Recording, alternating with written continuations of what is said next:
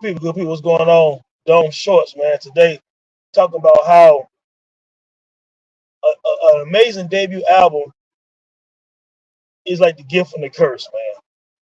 You know what I'm saying? It's like, you know, chasing that high again after that first time getting high, man. You know what I'm saying? In that regard, it's like it's beautiful to have a classic album out the gate. The hard part about having a classic album out the gate is that you got a classic album out the gate. So now after that, everyone thinks that everything you do is going to be on that same level after that. It's impossible. You know what I'm saying? So now your career is going to be, you know, judge everything based on that album. You know, Madonna's debut album was amazing. So after that, people expect every album to be like that first one. And even though at some point she might have eclipsed it, it took a minute. What if Michael Jackson's first album was Damn Thriller? You know what I'm saying? Or Off the Wall. You know what I'm saying? He had a chance to, you know, knock some webs off, some spider webs off, and then drop some amazing work. You know what I'm saying? What if Marvin Gaye's first album was What's Going On? You know what I'm saying? Like that's gonna put a certain kind of pressure on maybe the record label, your team, and more importantly yourself. You know what I'm saying? Look what happened to Nas and Illmatic. He dropped It Was Written 2 years later, and he actually rapping just as good or better. And some people think it's even better album, more polished, but it didn't sound like it was Illmatic, and it didn't get the 5 mics in the Source magazine or whatever. So it's like, oh man, Nas fell off, which he did. He's rapping, his storytelling and everything got more advanced. You know what I'm saying? So leading up to this, the Dome Shorts today is about Raekwon, Only Built for Cuban Links. Now, when me and my guy Vague had a podcast a couple of years ago called That Time in Hip Hop, the first episode was about Only Built for Cuban Links, the brilliance of the album, how we talked about Cuban Links being like a movie, with Ray and Ghost being the star and the co-star, and RZA being, the director or the producer of the movie. You know what I'm saying? It basically was like a mafia movie.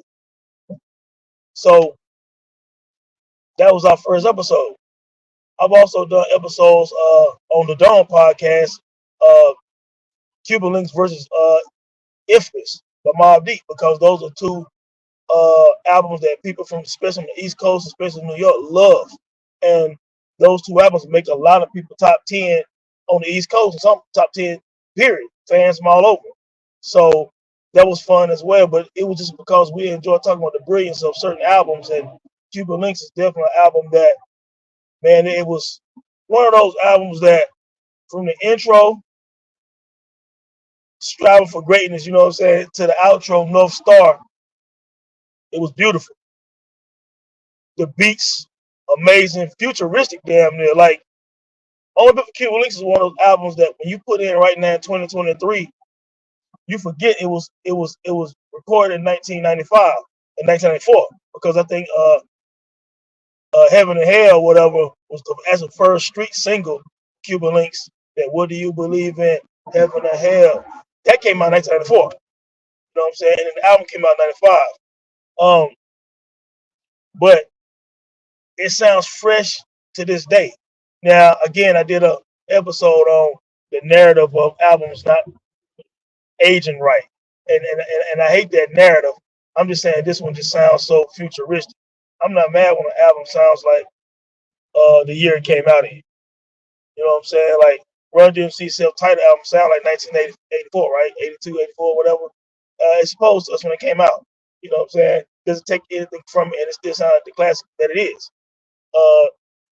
Takes the Nation by Public Enemy came out, what, 87, 88? It sounds like that. People was talking about when I did not Reasonable Doubt, but Ready to Die versus It Was Written. Some people were like, man, a lot of Ready to Die sound dated. No, it don't. It sounded like it was recorded in 1994, in 1993, which it was. Music is a time step. Music is a time period. Most albums sound like time it came out in. Then Tears for Fears and Duran Duran, the albums came out in the 80s, right? That's what it sounded like. Cameo came out in the 70s and 80s. It sound like that. You know what I'm saying? Like that's the way music's supposed to sound. Motown songs sound like it came out then. Marvin Gaye again, what's going on? And Intervision, Stevie Wonder, it sounds like 70s music. That don't mean it don't sound better than everything else. It just sounds like the period it came out in. Every now and then, somebody like a Timberland will make these beats, and it'll sound like something that you would think would sound like from the future, and that's fine. You know what I'm saying? But back to only bit for Cuban Links. Excuse my rant. It's so clean and polished. I mean, the production is amazing. What RZA did on there, I haven't heard too many producers do on one album. You know what I'm saying? Like Primo did it on Living Proof. I know some people don't love Dap and Malachi as far as a rapper, which I think they both dope and they all right. But Living Proof production is amazing. What Q-Tip and Havoc did on Infamous, amazing. You know, there's albums, you know, what Dre did on the Chronic and Dre did on Doggy Style. So, you know, not too many people fully produce an album and sound, you know, so amazing like that. It's usually a team of different producers. With Cuban Links, production is perfect. Gray and Ghost tag team, because they're a group to me. You know what I'm saying? Don't give them a solo album to a degree, but it's a group album also. You know what I'm saying? Same with Iron Man. Raekwon is the co-host of Ghost. You know what I'm saying? I think they even did it in a few other albums where they just did multiple songs with each other on their projects. But they sound perfect together. It was a perfect marriage. Some people would call Cuban Links a top 5 New York rap album. I call it a top 5 rap album of all time. I really do. You know what I'm saying? Like, I don't want to, I can try to name some. But I've always had Public Enemy, Take a Nation of Millions, The Chronic, Midnight Marauders, Cuban Links, and like maybe Illmatic. And those kind of been like the 5 greatest rap albums to me, personally. You know what I'm saying? With that being said, what can Ray do to follow up something flawless? I mean, he really became, to me, the face of Wu-Tang when Cuban Links came out as far as the MCing. Because we know Tikal is underrated to me. I mean, people give a lot of flack to Tikal. Don't get me wrong, Method Man was the commercial face of Wu-Tang with the joints with Mary J, his appeal, his look, swag, all that. But on a street level, Raekwon kind of became the face of Wu-Tang with Cuban Links. And he was on a lot of the, you know, the Cream and the big songs on for 36 Chambers. ODB was in his own lane. Jizzle was in his own lane with Lucas Swords. Of course, Iron Man coming a year after them with Ghostface. But Raekwon, to me, kind of became the little Al Capone of Wu-Tang. You know what I'm saying? So how do you follow that up? You drop the album and some people think it's just as good as it's Illmatic and Ready to Die and all these albums are better. You know, it's the curse almost. So you drop like your Mobilarity. And to be honest, the album got a lot of flack. You go back and listen to it now. There's some really dope songs on the Mobilarity. You know what I'm saying? Like I think he got the Mobilarity from Godfather Part 3. So he's still trying to stay on that Godfather theme or that mafioso theme from Cuban Links because, like I tell you, I think of Mobilarity, Al Pacino, as far as Michael Corleone was talking about the Mobilarity on, like I said, Godfather Part 3. Now, ironically enough, Godfather Part 3 didn't live up to the brilliance of Godfather Part 1 and Part 2. But if you go back and look at it, it does have some parts on there reminiscent of those two, you know, and stuff like that. But it didn't reach the same level of critical acclaim.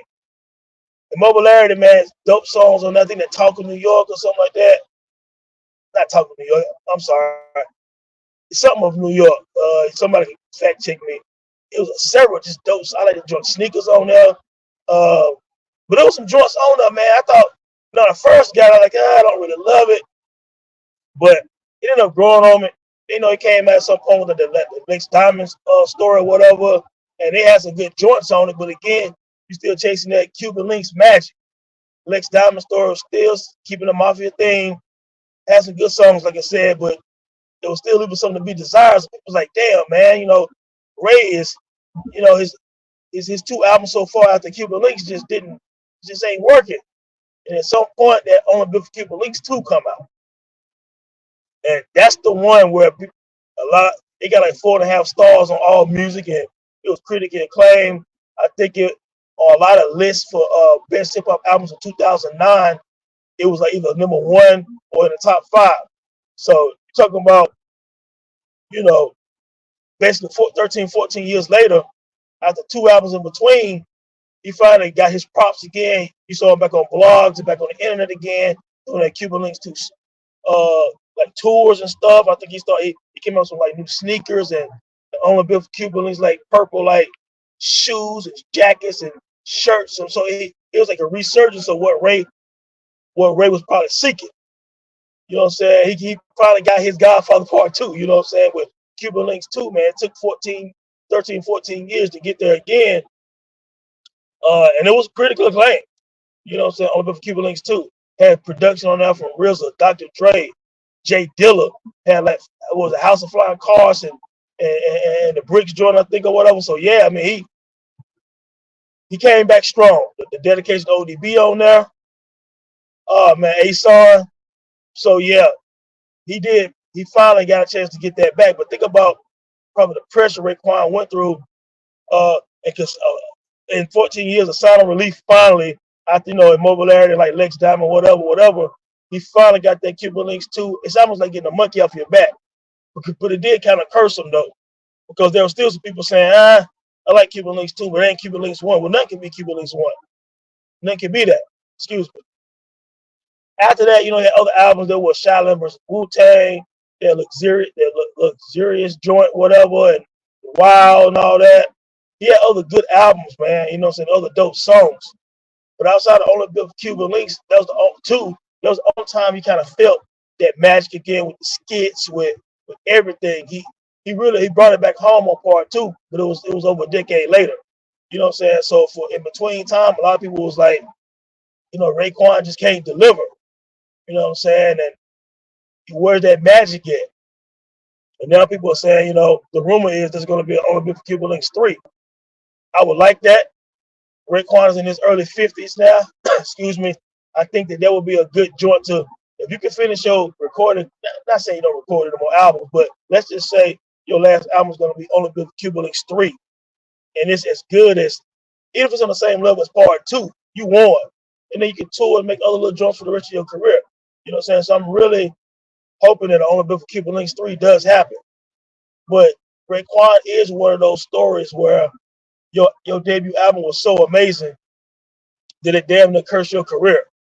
Because Mobile Ad, Lex Diamond, everything, even Cuban Links 2, a lot of people just felt like he never reached that height again. I think he did with Part 2, but for the hip hop world, it's like people probably feel like he has been chasing his debut album his entire career. And to a degree, Nas been chasing his debut album his entire career. You can tell it frustrated Nas. You listen to a lot of Nas' later albums, he kind of dressed in a certain way. Even though Life is Good, it's like this was my boom back, stuck in the 90s niggas. You know what I'm saying? Because he knew that people was like stuck on Illmatic. And he's trying to get so far away from that and grow as an artist. Now I don't think Ray trying to grow as an artist, not in a bad way. I think he was trying to catch that magic again. Now he's trying to be a little bit more diverse, and he wanted his album to sound different. I think Raekwon wanted Cuban Links again every album. It just didn't happen. You know what I'm saying? Like, I believe that. You know what I'm saying? Like, and other examples real quick while we have a conversation.